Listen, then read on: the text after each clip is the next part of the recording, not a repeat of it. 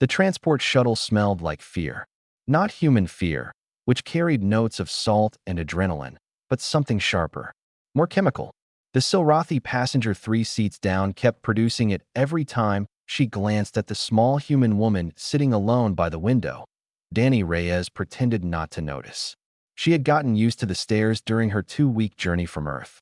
She had gotten used to the whispers too. The soft translator buzzes that turned alien languages into words like fragile and mistake and dead within a month. She kept her eyes on the station growing larger through the viewport. Orinth, 7. The Galactic Military Academy.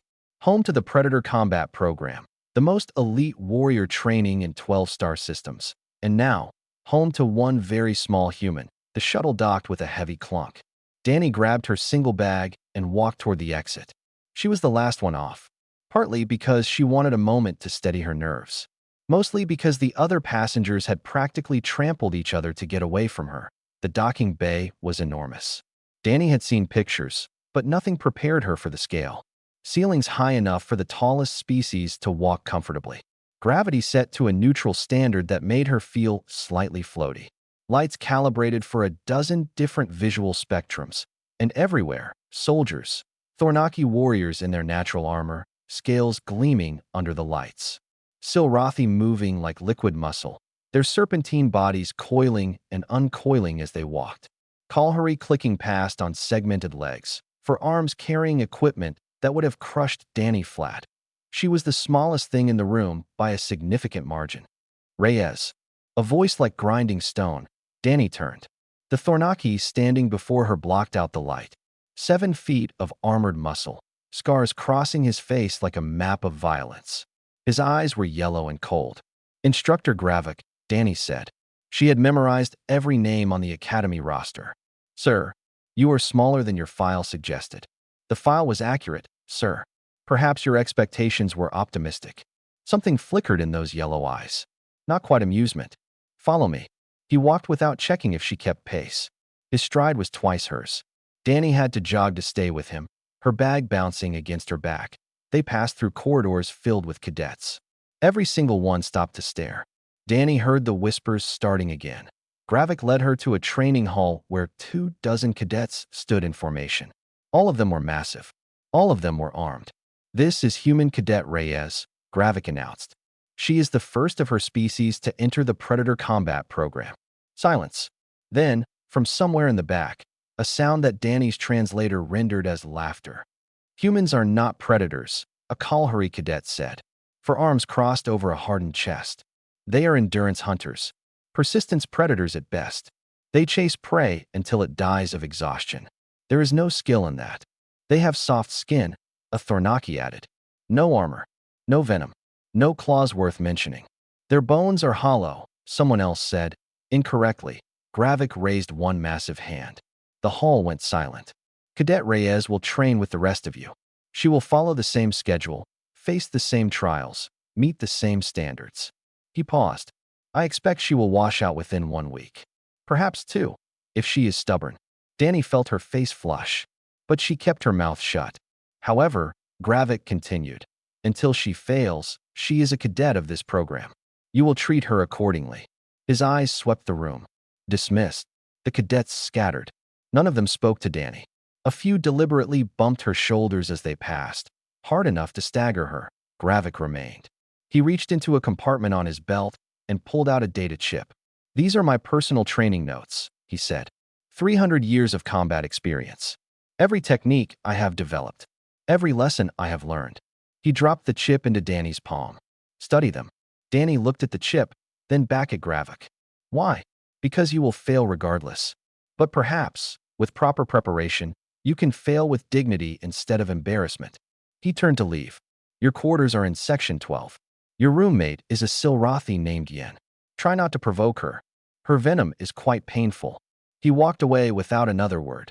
Danny stood alone in the empty training hall. The data chip felt heavy in her hand. 300 years of knowledge, given to her as a mercy. A gentle way to say goodbye. She found her quarters an hour later.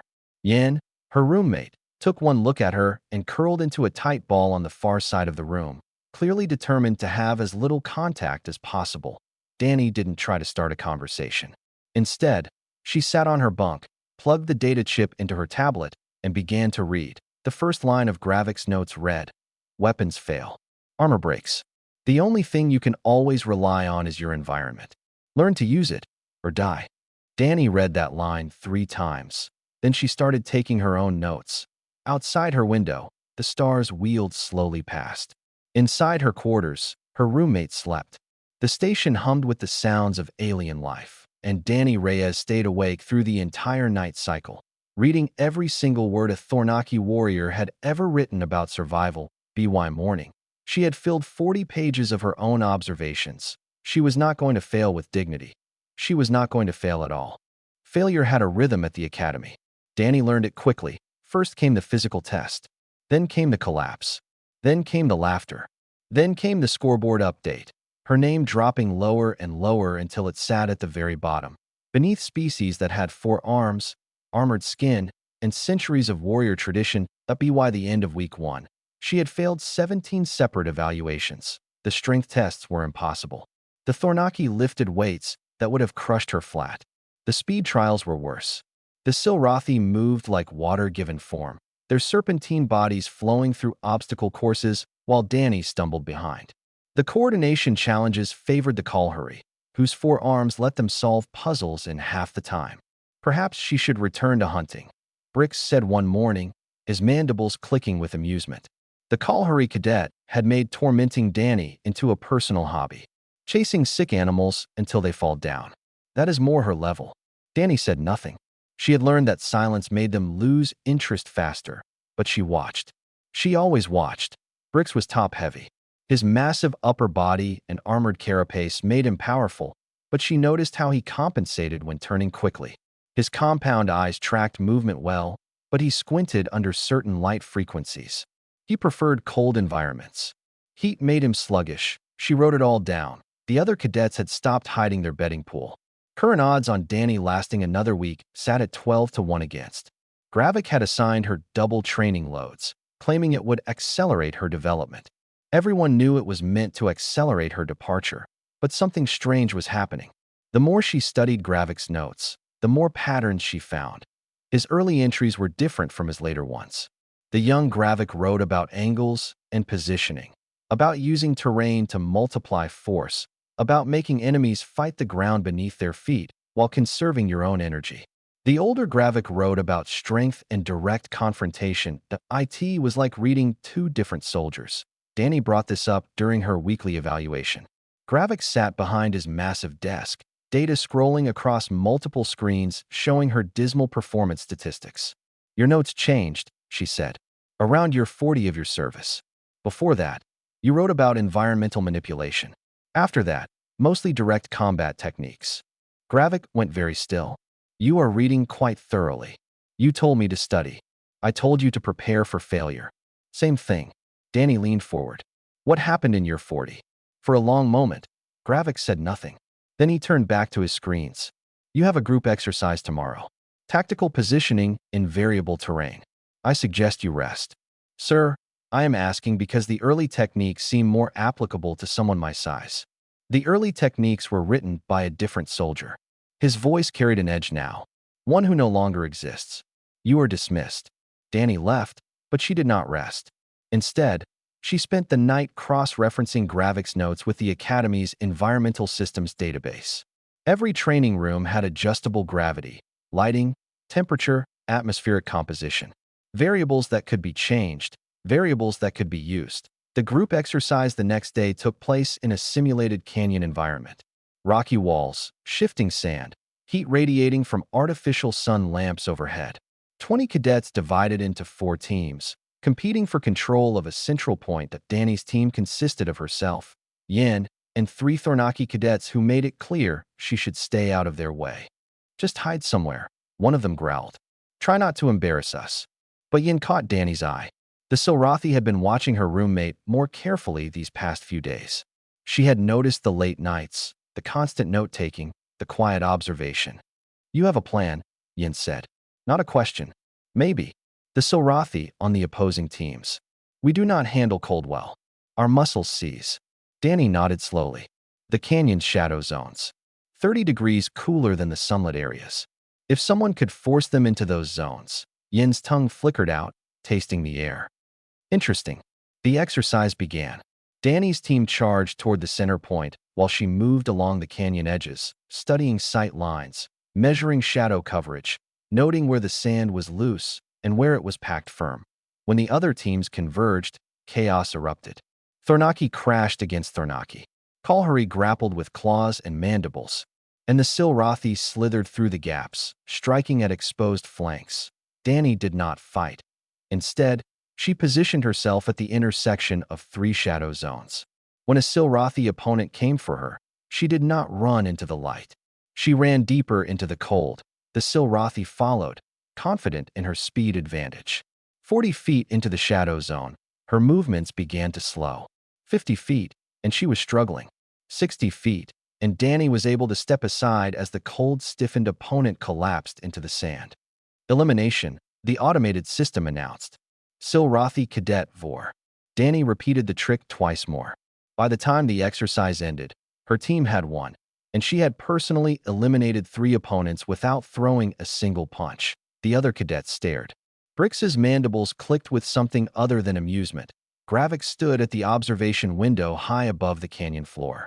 His yellow eyes followed Danny as she walked off the field. That night, he found her in the archives, surrounded by data screens, cross-referencing his old notes with Academy Environmental Systems. He watched her for a long time. Then he turned and walked away without saying a word. But Danny noticed something on her tablet the next morning. A new file had been added to her study materials. Older notes, from before year 40. Techniques Gravik had not taught anyone in over 2 centuries. She smiled and started reading. The midterm combat trials began with a lottery. Names pulled from a spinning drum, matches determined by chance. 300 cadets watched the screen, waiting to learn their fates. Danny stood near the back, her notebook clutched against her chest. She had filled 6 more volumes since arriving.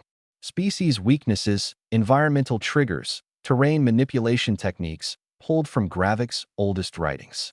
She knew things about her fellow cadets that they did not know about themselves. The screen flashed her name. Then her opponents.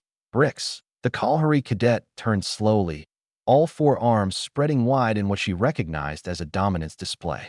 His compound eyes glittered across the crowd until they found her. Finally, he said, loud enough for everyone to hear. The hunt ends. Danny said nothing, but her hand tightened on the notebook. The rules were simple. Combat continued until one opponent surrendered, was incapacitated, or was pushed from the arena. No weapons beyond natural ones. The environment would be randomly generated. Danny drew a rocky canyon simulation.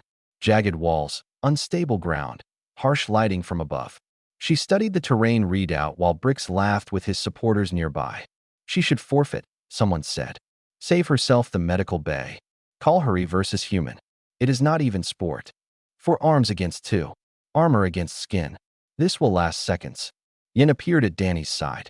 The Silrathi had become something close to an ally over the past weeks. Not a friend exactly, but something. You cannot match him physically, Yin said. I know. His carapace can stop blade strikes. His arms can crush stone. I know. Then what is your plan? Danny looked at the terrain readout one more time. Then she closed her notebook and handed it to Yin. Page 207, she said. Gravik wrote it during his 3rd campaign, fighting in unstable terrain against stronger opponents. Yin opened the notebook. Read the passage. Her tongue flickered with surprise. You are insane. Probably. Danny walked toward the arena. But I am also not going to lose. The arena materialized around her as she entered. Holographic walls became solid. The ground shifted into genuine rock and loose gravel. Heat lamps blazed overhead, casting harsh shadows. Brix entered from the opposite side.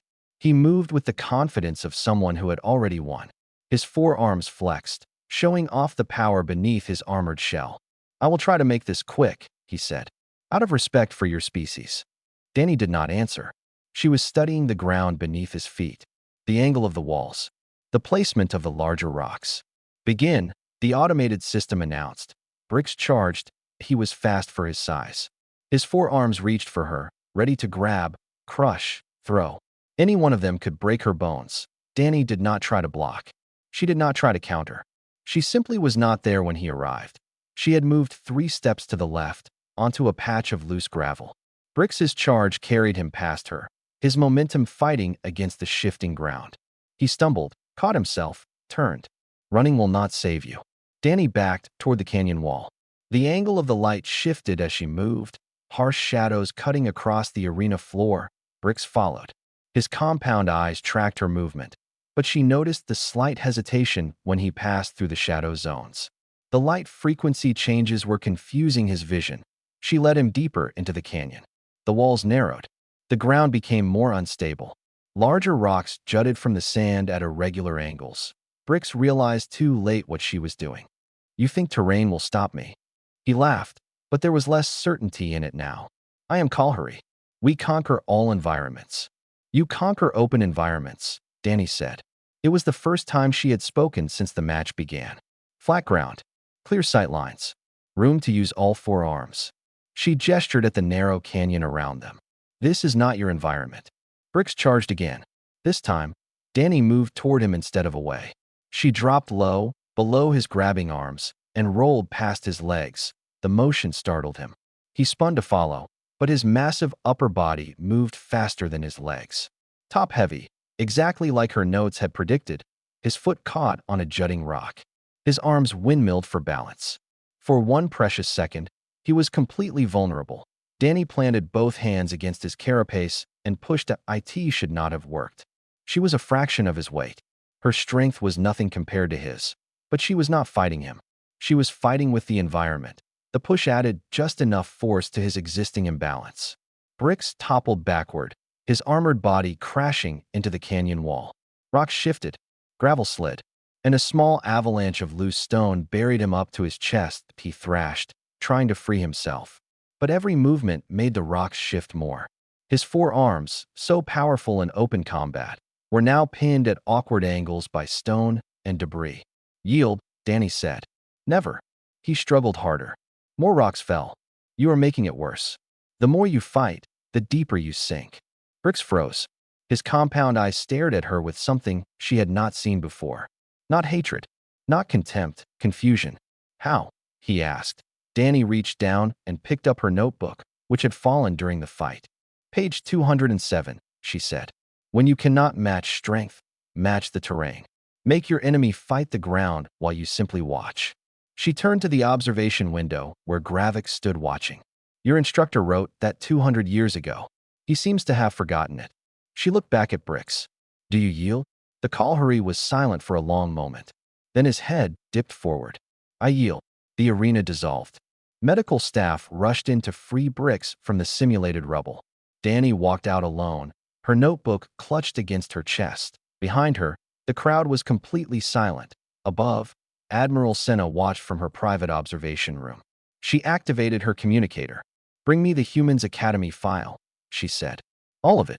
The oldest sections of the Academy archive were kept in a sealed wing beneath the main structure. Temperature controlled, humidity regulated, protected against every form of decay. Danny had needed special permission to access them, permission that Admiral Senna had granted without explanation. She sat alone at a reading terminal, scrolling through records that predated the modern era of galactic warfare. Training logs from instructors long dead. Combat reports from wars most species had forgotten. And buried among them, the early files of a Thornaki cadet named Gravik. He had been small. The physical evaluation records were clear. Undersized for his age. Below average strength. Poor natural armor development. The notes from his instructors were brutal in their assessment. Unlikely to survive basic training. One had written, "Recommend reassignment to support roles." Danny kept reading. Gravik had not been reassigned. Instead, he had adapted. His personal notes from that time were filled with desperate innovation. Ways to use terrain against stronger opponents. Techniques for manipulating environments to neutralize size advantages. Methods of turning an enemy's strength into weakness. The same techniques Danny had been studying for weeks. "You found them." She did not turn at Gravik's voice. She had heard him approaching, his heavy footsteps distinctive even on the cushioned archive floor. "You were like me," she said. "Small, weak. Everyone expected you to fail." Gravik moved to stand beside her terminal. In the dim archive lighting, the scars on his face looked deeper, older. That was a long time ago. 260 years. Give or take. Danny finally looked up at him. What happened in year 40? The question hung in the air between them. Gravik was silent for so long that Danny thought he would not answer. Growth, he said finally. Late development. By my 40th year of service, I had finally grown into my armor. My strength matched the others. Exceeded them, eventually. He paused. I no longer needed the techniques of a small soldier. So you stopped teaching them. I stopped using them. The teaching. He turned away from her, staring at the archive walls. The new generations of Thornaki were bigger than ever. Stronger. They did not need environmental manipulation. They could win through direct force. And the students who were not Thornaki? The ones who were still small. Gravik did not answer. You wanted me to fail, Danny said. It was not an accusation, just a statement of fact. When you gave me those notes, you thought I would read them and realize I had no chance. That I would quit with dignity. Yes, but I did not quit. I studied. I learned. I used your own techniques against cadets who had never seen them before. She stood, facing him directly. And now you are angry. Gravik's yellow eyes finally met hers. I am not angry. Then what? Ashamed. The words seemed to cost him something. His massive shoulders dropped slightly, and for a moment he looked less like the legendary warrior and more like the undersized cadet in those old records. I abandoned my own methods, he said. I told myself they were no longer necessary. That strength was enough. But the truth is that I was embarrassed by them. They reminded me of weakness, of the soldier I used to be. He gestured at the terminal. A soldier I tried very hard to forget. Danny thought about that. About the years of burying techniques that had saved his life. About the students who might have benefited from them. You can still teach them, she said. It has been too long. I am not that soldier anymore. Then teach them to me. Let me teach them to others. Gravik stared at her. You are a cadet. You have no authority. I beat bricks using page 207. I have eliminated 6 opponents in training exercises using nothing but environmental manipulation. Danny picked up her notebook, now worn from constant use. Your techniques work. They just need someone willing to use them. Before Gravik could respond, an alarm cut through the archive silence. Red emergency lighting replaced the soft archive glow. A voice came over the station communication system. All senior cadets report to briefing room 7. Repeat. All senior cadets to briefing room 7. This is not a drill. Gravik was already moving toward the exit. Danny followed. The briefing room was chaos when they arrived. Admiral Senna stood at the front, her avian features grim. A holographic display showed a massive ship, its hull scarred with blast marks. The colony ship Ironbound, Senna said, carrying 3,000 Thornaki civilians, including many children. It was captured 6 hours ago by Vrexian raiders. Danny felt the tension in the room spike. The Vrexians were nightmares given form. Swarm hunters who attacked in darkness, using echolocation to track their prey. They took no prisoners. They showed no mercy. A military strike force is being assembled, Senna continued. But the Ironbound is deep in contested space. It will take time for the main fleet to arrive. She paused. Academy cadets will be deployed as support for the initial rescue operation. Murmurs swept through the room. Live combat. Real enemies. Not simulations. Danny looked at Gravik. The old warrior's eyes were fixed on the holographic display, but his hand had moved to rest on his belt, where his personal weapons hung. You wrote about fighting in darkness, Danny said quietly. About using ship environments against borders. Pages 400 through 450. Gravik looked down at her. For a long moment, neither spoke. Then, slowly, he nodded. Those sections need updating, he said. Perhaps it is time to write some new pages. Danny gripped her notebook tighter. Theory was about to become practice. The Ironbound was dying. Danny could feel it the moment her squad's insertion pod breached the hull. The great ship groaned around them, systems failing, corridors dark except for emergency lighting that painted everything in shades of red. Communications are down, Yen reported, her serpentine body coiled tight with tension. The main strike force is engaged on the upper decks, but we cannot reach them. Their squad was 6 strong.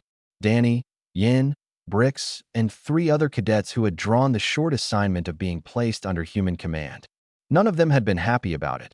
None of them were complaining now. The senior cadet, a Thornaki named Vorik, had frozen the moment they encountered their first Vrection patrol.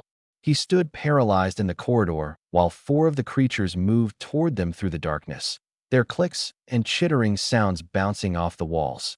Danny had not frozen. "Left corridor," she had said, her voice steady. 30 meters. Junction with the cargo bay. The emergency lighting creates blind spots in their echolocation. They had moved. They had survived. And somewhere in that desperate scramble through dark corridors, command had shifted to the small human with the notebook. Now they crept through the lower decks, following a route Danny had mapped using the ship's original design specifications. She had downloaded them during the briefing, cross-referencing them with Gravik's notes on shipboard combat. "The hostages are being held in the central cargo bay," she whispered, 200 meters ahead. "But the Vrexians have patrols covering every approach." "Then we fight through them," Brix said. His earlier hostility had transformed into something else since their trial match.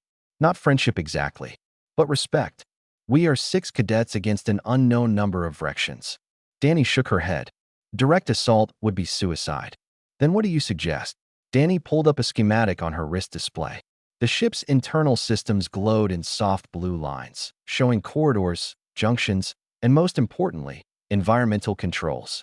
"The Vrexians hunt using echolocation," she said. "Sound is everything to them. They navigate by it, communicate by it, target prey by it." "We know this," Yin said impatiently. "So what happens if we give them too much sound?"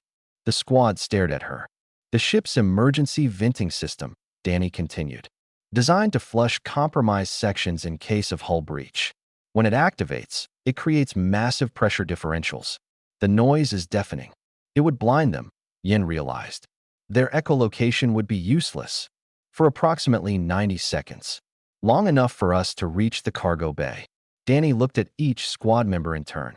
"Long enough to get between the hostages and their captors." "And then?" Vorik asked. He had recovered from his earlier paralysis, but his voice was still shaky. "Then we make them fight on our terms instead of theirs." They moved through the ship like ghosts. Danny led them through maintenance tunnels and service corridors, paths the Vrexians had not bothered to patrol because they led nowhere important. But they led somewhere important to her. The environmental control junction for this section of the ship. "I need someone to stay here," she said. "Activate the venting sequence on my signal, then follow us to the cargo bay." "I will stay." Brix moved to the control panel, his 4 arms already interfacing with the ship's systems. "I owe you a debt from the trials. Consider this partial payment." Danny nodded. Then she led the remaining squad members toward the cargo bay. They reached a maintenance hatch overlooking the vast space below. 3,000 Thornaki civilians huddled in the center, surrounded by dozens of Vrexians. The creatures moved constantly, their clicking sounds creating a web of awareness that covered the entire area. "There are too many," Vorik whispered. "Even with the venting system, we cannot fight that many." Danny did not answer. She was counting Vrexians, mapping their positions, calculating distances. Her notebook was open in her hand, pages fluttering slightly in the recycled air. "We do not need to fight them," she finally said. "We need to hold them long enough for the main force to break through." She activated her communicator. "Brix." "Now." The ship screamed. That was the only word for it. The venting systems activated with a roar that shook the walls, air rushing through corridors in hurricane-force winds. The Vrexians below went mad, their echolocation overwhelmed by the cascading noise. "Move," Danny ordered. They dropped into the cargo bay, landing between the hostages and their captors. The Vrexians were staggering, disoriented, their primary sense useless.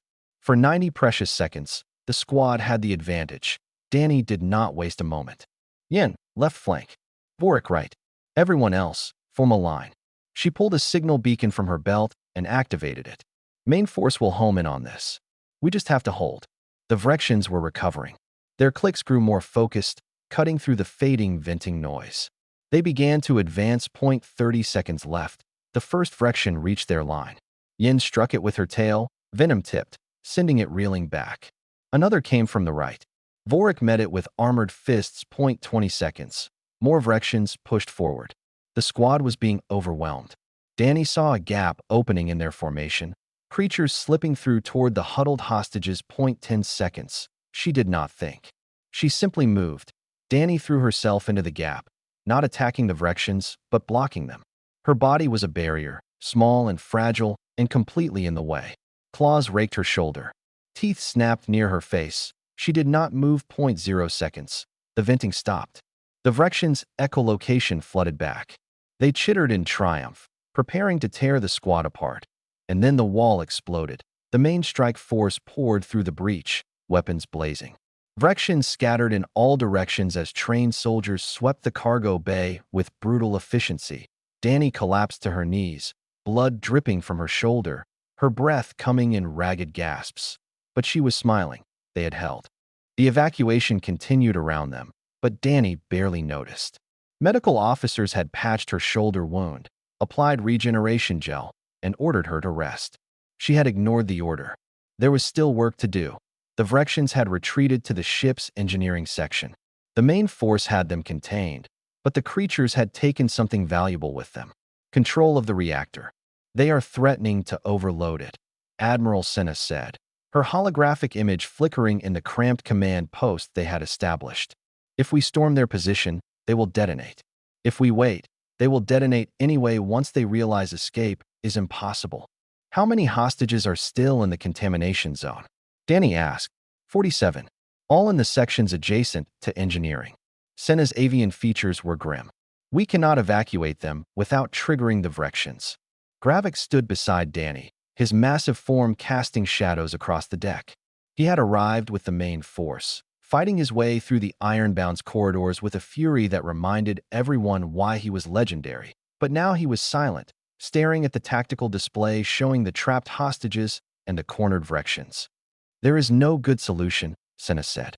We lose those hostages, or we lose the entire ship. I am open to suggestions. Danny pulled out her notebook.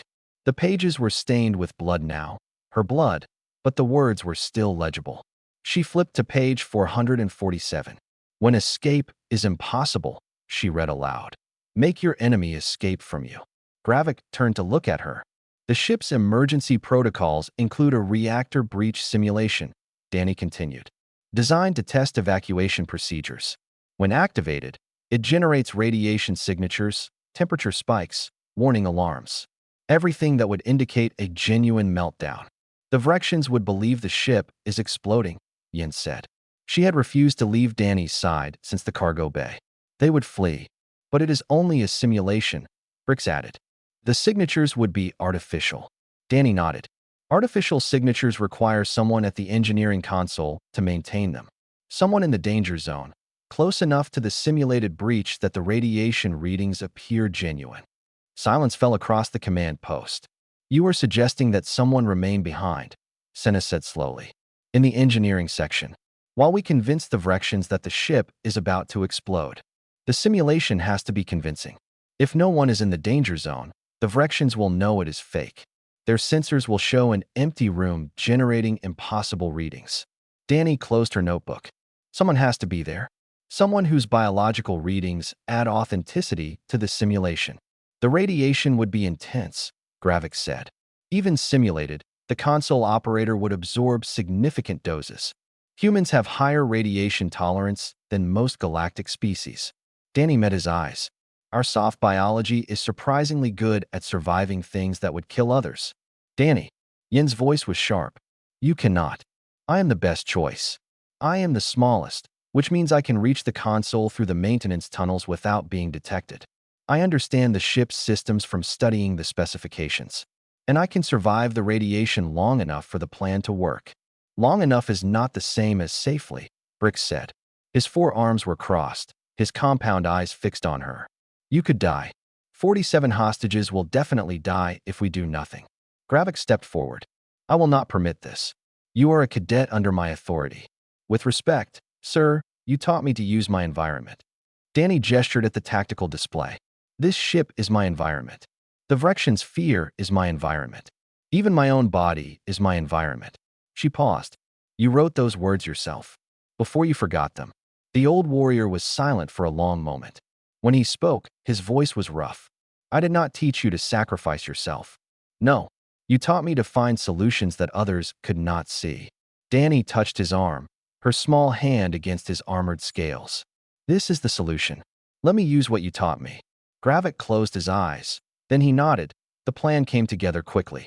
Danny moved through the maintenance tunnels while the strike force prepared for the simulated breach.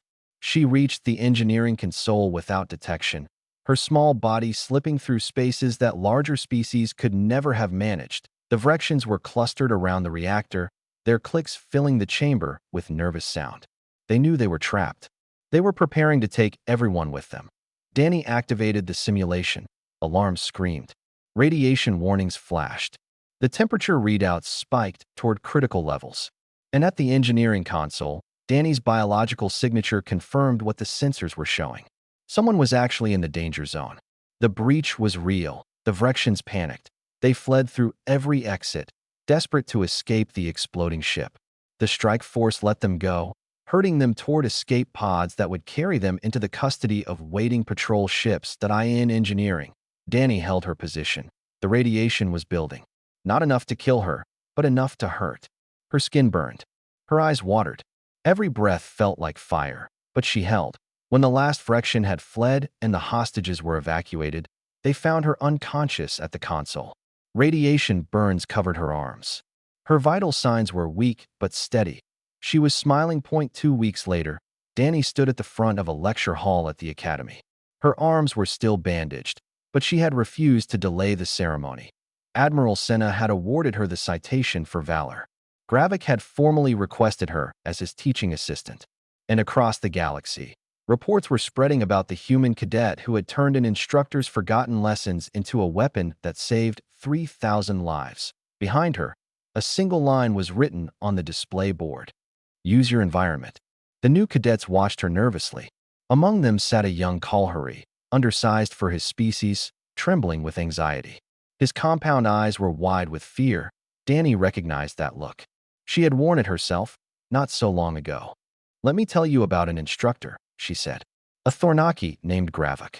When he was young, he was small, weak. Everyone expected him to fail. The undersized Kalhari leaned forward. He did not fail. He adapted. He found ways to fight that did not require size or strength. And then, when he grew strong, he forgot those ways. Danny touched the notebook at her side, worn and blood-stained. I reminded him. She looked across the room, meeting the eyes of every cadet who seemed too small, too soft, too fragile for the Predator combat program. Your weakness is not your enemy. Your weakness is your teacher. Listen to it. Learn from it. And when the time comes, turn it into a weapon that your enemies never see coming. In the back of the room, Gravik watched in silence. His student had become the teacher, and his lessons would never be forgotten again.